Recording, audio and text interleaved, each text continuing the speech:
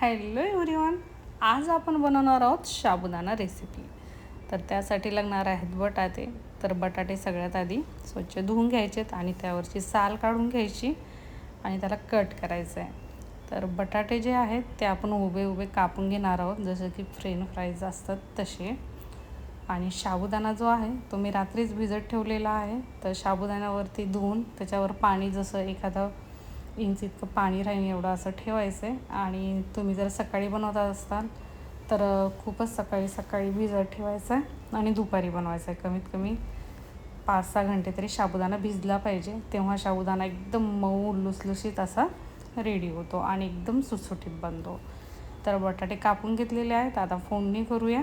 तर फोडणीसाठी तेल घ्या किंवा तूप घ्या आणि त्यामध्ये आपण सगळ्यात आधी बटाटे चांगले फ्राय करून घेणार आहोत.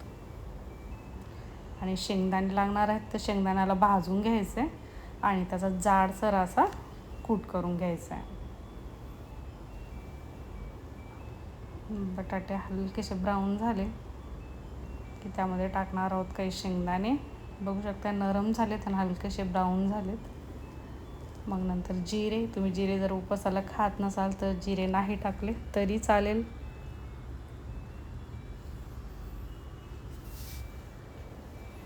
शेंगदाणे पण हलकेसे ब्राऊन होऊ द्यायचेत आणि मग त्यात कढीपत्ता टाकायचा आहे आणि थोडंसं लाल तिखट, जसं तुम्ही तिखट खाल तसं लाल तिखट टाकायचं आहे.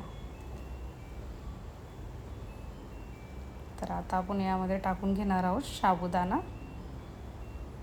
बघू शकता एकदम छान असा साबुदाणा भिजलेला आहे. एकदम मोकळा असा झाला आहे आणि मऊ असा एकदम छान असा भिजलेला आहे साबुदाणा. आणि शेंगदाणे भाजून घेतलेत आणि त्याचं जाडसर असं कूट करून घेतलं, ते पण वरतून टाकूया. आणि चवीपुरतं मीठ. तर एक 4-5 मिनटं तरी व्यवस्थित मिक्स करून हलवून घ्यायचं आहे.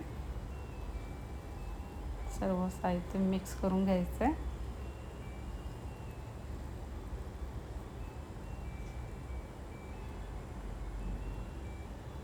बघू शकता एकदम छान असं सर्व साबुदाणा मिक्स झाला आहे, सर्व मसाले लागलेत त्याला.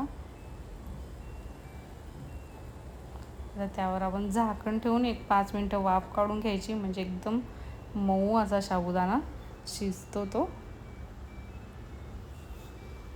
कच्चा पण लागत नाही. बघू शकता एकदम छान असा मोकळा सुटसुटीत आपला साबुदाणा बनून रेडी झालेला आहे. तर तुम्ही पण लगेच करायला घ्या. आणि रेसिपी जर आवडली तर लाईक करा, जास्तीत जास्त शेअर करा आणि चॅनलवर जर नवीन असाल तर सबस्क्राईब करा. तर खूपच छान असा साबुदाणा झाला. माझा पूर्ण व्हिडिओ बघितल्याबद्दल थँक्यू.